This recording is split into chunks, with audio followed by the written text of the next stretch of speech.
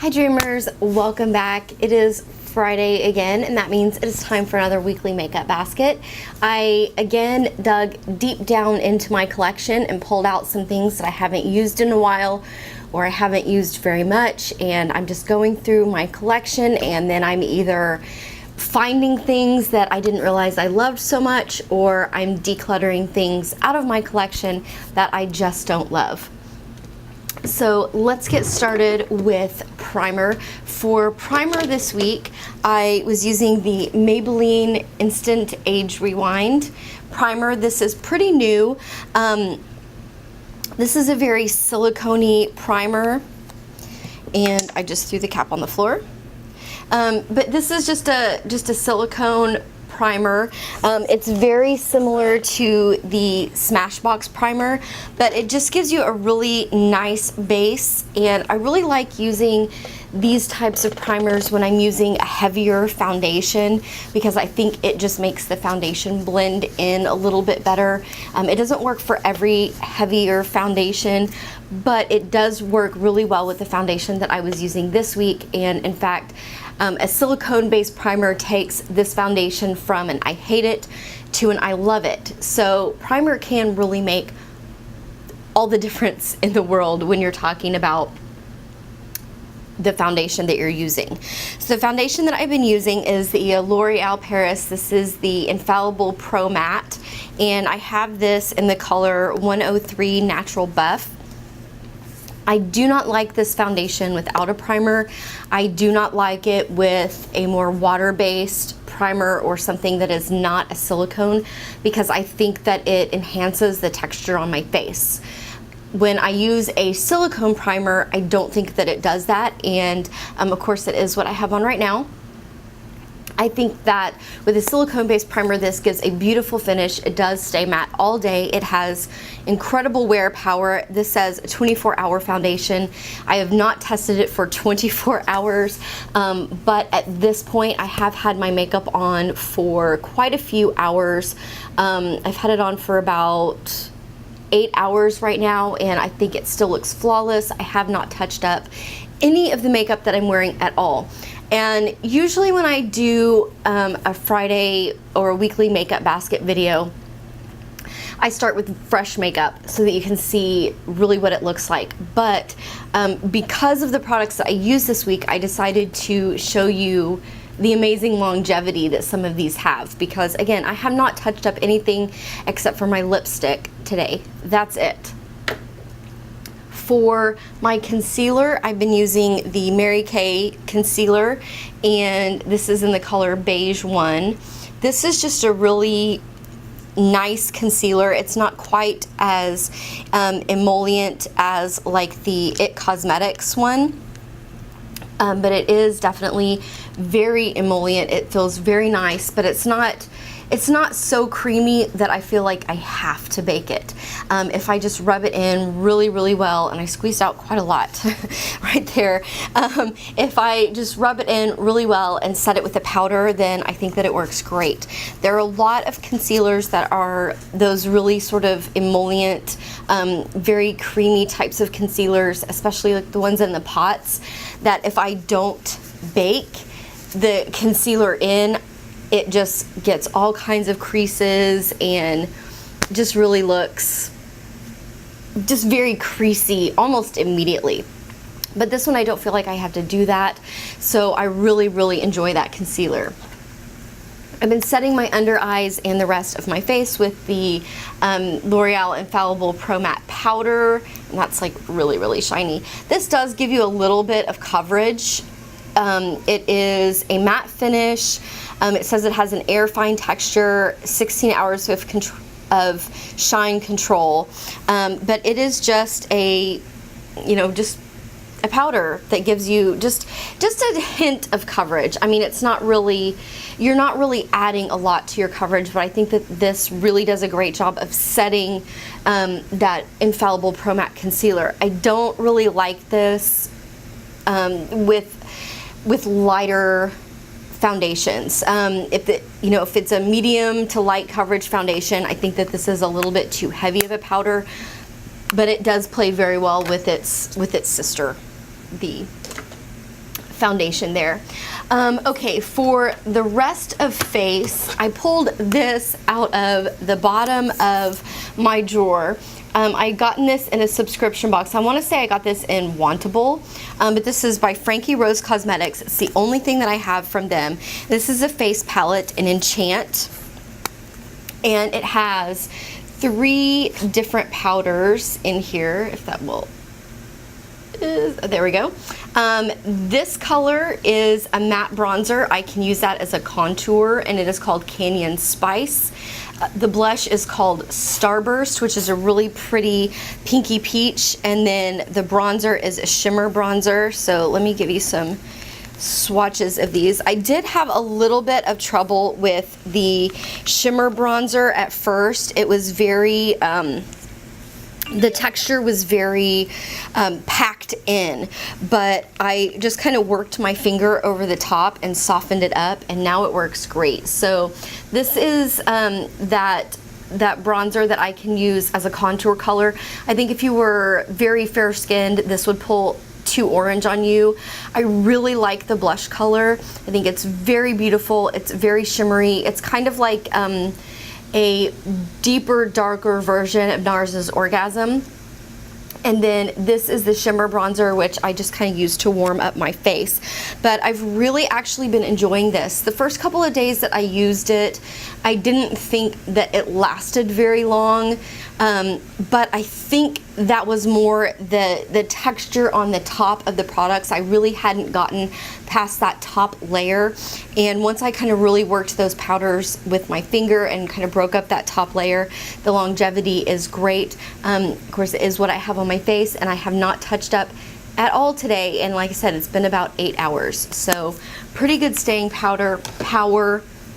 I don't think that it looks very muddy. Now, I don't have that blush on right now. What I have on is I have on from Wet n Wild, from their new collection, Apricot in the Middle, which is a beautiful, beautiful blush. So I pulled out 2 different blushes this week, the pinkier one and this one, just because I have 2 different eyeshadow palettes that I'm using this week. But this blush, just like the Wet n Wild blushes, it is just so pigmented and so beautiful. I love the really natural flush that this gives you. It does have a bit of shimmer to it. So a lot of days when I wear these Wet n Wild blushes, I don't wear any kind of highlight or anything like that. I think that it's glowy enough. Now, I did wear a highlight most days this week anyway, because I'm testing out these products to see if I want to keep them, and I do have a highlight on right now. What I have on is this Jelly Pong Cosmetics All Over Glow Luminizer Gel, which is something else that I got in a subscription box. And this is just a cream highlight, and it's really very sheer and very soft, and it just gives a really nice glow. And one thing that I like about it is that it blends so easily, and I tend to stay away from cream highlights, and I tend to stay away from a lot of cream products anyway, because I have combination skin, and I think a lot of them make me look and feel very oily, or I think that they're a little difficult to blend. But I've just been using my e.l.f. stipple brush and just blending that out. I think it looks beautiful. I think that it looks just this side of natural. I wouldn't call it completely natural, but I do think that it's not an in-your-face disco ball, shine like a diamond type of highlighter. I think that it's very nice. I will continue to use that. Let's see, for brows, I pulled this out. This is the Maybelline Brow Define and Fill Duo, and this is in deep brown. And this is the 2-sided one. It's got the pencil on one side, which just, you know, draws a nice line. And then in the other side, when you screw this off, it's got a little sponge, and there is powder in the cap. And so after the last couple weeks, when I have been experimenting with using just a pencil and really just didn't like the way that my brows were turning out, I decided to give this a try. I do think that this requires a little bit more work. One thing about this powder is that you can't get like a really precise thin line with it. It's a little bit thicker than I would like. So, you know, I think that this is going to be a pass for me, just because the application, I like the pencil side. It's a very soft, it's not like a pencil like you have to sharpen, it's like a gel pencil. And I do think that it gives a nice application. You can't really see my brows very well because of my hair. I like the color, but it's a lot more work than I want to put in the mornings. So I think I'm going to pass that on. I also pulled out this Cella eyebrow defining gel, which I also got in a subscription box. I don't use eyebrow defining gels all that often. I find that a lot of them make my eyebrows feel kind of crusty, and I don't like that feeling at all. If it's gonna make my eyebrows feel crusty, it's going away very fast. This does not make my eyebrows feel crusty at all, and I don't think that I had ever tried this before. I think I just stuck it in the drawer and went, oh, I have one open already, I'm not gonna open this one. But I like it because it really doesn't make my eyebrows feel crusty. It makes the powder that I put on really stay a lot longer. I don't really need to tame my brows, but if you did need some taming of your brows, and I do every so often, like if I really sleep on my face, but I tend to just kind of wet them down and let them dry and they go back into place. But if you needed something to tame your brows, that would be a good option. Okay, let's go to, I think we're up to eyes. We are up to eyes. We're just trucking right along. For my eyelid primer, I pulled out the Balms, put a lid on it. I just have this sample of it. I quite like it. It's just, it really reminds me of the Wet n Wild, the photo finish primer that's been around forever that they repackaged. It just reminds me of that. It's almost exactly the same in my opinion, so I will use this entire sample, but this would not be a product that I would purchase because the Wet n Wild one is so much cheaper. For eyeshadow this week, I decided to pull these out. I already knew that I liked these, so it might be a bit of a cheat, but I had gotten these along with a whole bunch of other new stuff, so I kind of tried them out, figured that I liked them, and just stuck them in the drawer. So I decided to pull these out of my drawer and really just give them a go this week and know that I love them and just kind of play around with them. They are the CoverGirl True Naked palettes. I have the nudes and the roses. The roses is definitely my favorite. If you like those pinky tones, if you're a cool toned eyeshadow person, this palette is just simply amazing. I did put swatches of this on my Instagram, but let me just give you a couple of swatches there from it. Look how pigmented those are. They blend beautifully. You get a ton of color. I mean, for $6, you just can't beat this. And I absolutely love the colors, which is no surprise. The Naked 3 is one of my favorite eyeshadow palettes of all time. I think this is a fantastic substitute if you don't want to spend the $54 and you just want to spend the $6. The nudes palette is what I have on my eyes right now. This is just really, really gorgeous. I would think that this would be similar to like the Naked one. But the colors are just absolutely, absolutely gorgeous.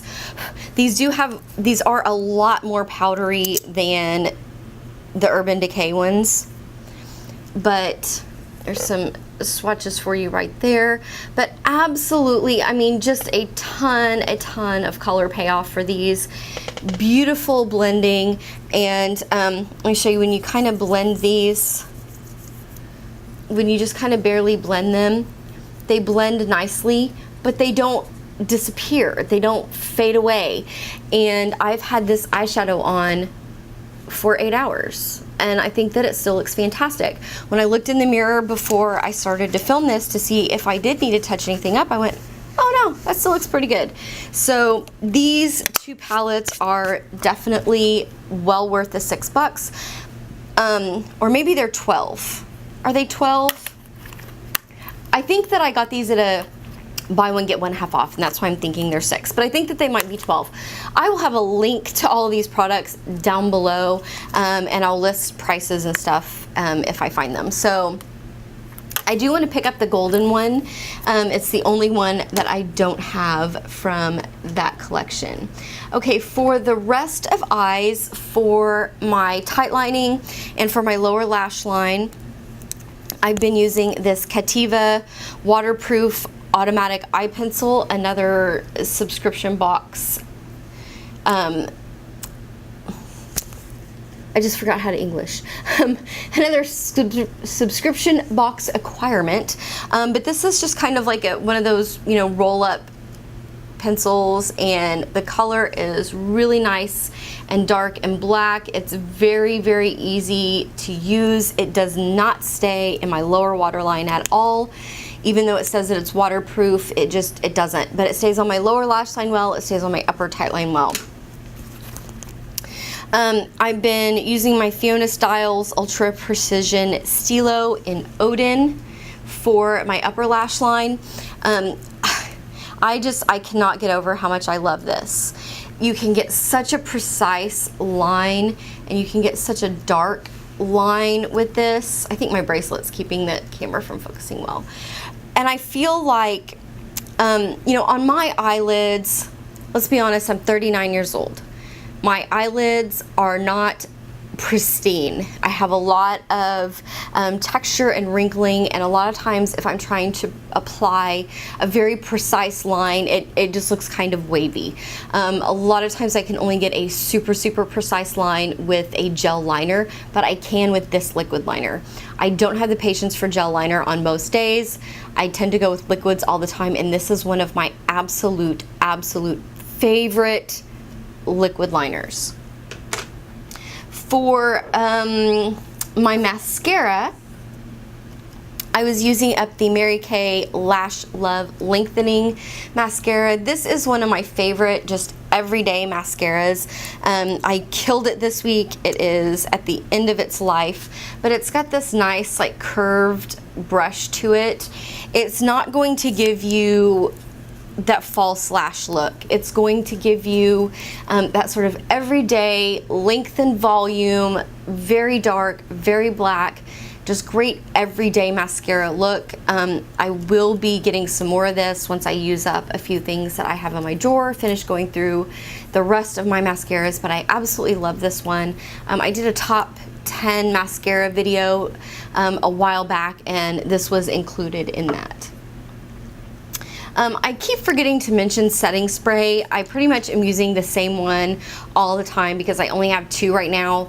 I have a sample of the Urban Decay, which I really just kind of use for special occasions because it's just a small sample, but my everyday makeup setting spray is the L'Oreal Infallible makeup setting spray.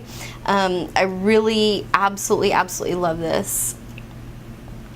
It's $12 compared to the Urban Decay, which is $20, and you get 3.4 ounces. So if you can find it at the drugstore, why not? For lips, I have been stuck on this product all week.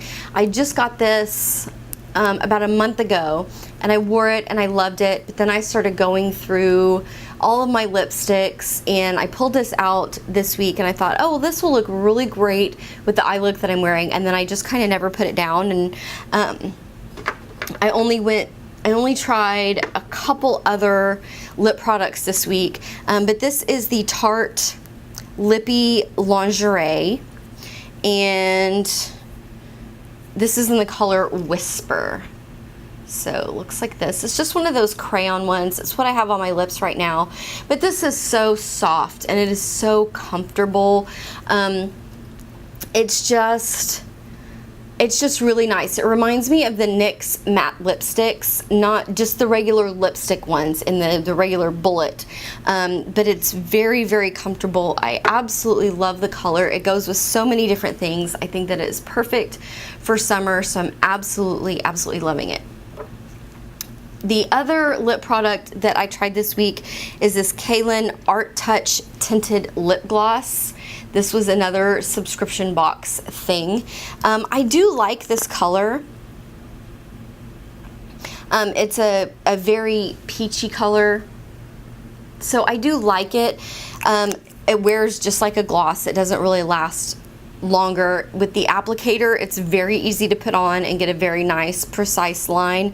I just don't think that it really went with the eyeshadow colors I picked this week. So for nail polish, which is the last thing that we'll talk about, I am absolutely still stuck on this color. I talked about it last week. It's OPI from the New Orleans collection. It's Show Me Your Tips. I just have the little mini sample bottle, and I'll probably stay stuck on this until I use it up. But I broke my thumbnail on this hand. So this is actually a press-on nail, and I painted the press-on nail, and then I only have acetone nail polish remover in my house. I know I could go out and buy some non-acetone, but really, you know, I've enjoyed this color so much that I've just been repainting my other nails to match this one, because this nail, I can stick it in the acetone and pull it off, but if I do that too many times, it completely breaks down the nail, and I don't want to have to go buy some more, because as soon as that nail kind of grows out underneath it so that it's not so tender, then I will be taking that press-on nail off. But I'm really just loving it. It's a really periwinkle shimmer. I mentioned it last week, but I will have all of these products listed down below if you want to go check them out. So thank you guys so much for watching this video. I'm going to be digging back down to the bottom of my collection again to see what other fun things I can find to pull out and test. I'm not really decluttering a whole lot these last couple weeks. I think I had one product today that I'm decluttering, so I'm not doing too good. But at the same time, I'm rediscovering products that I have that I just don't use that I really do love. So thank you guys so much for watching. Don't forget to like and subscribe, and I will see you next time. Bye.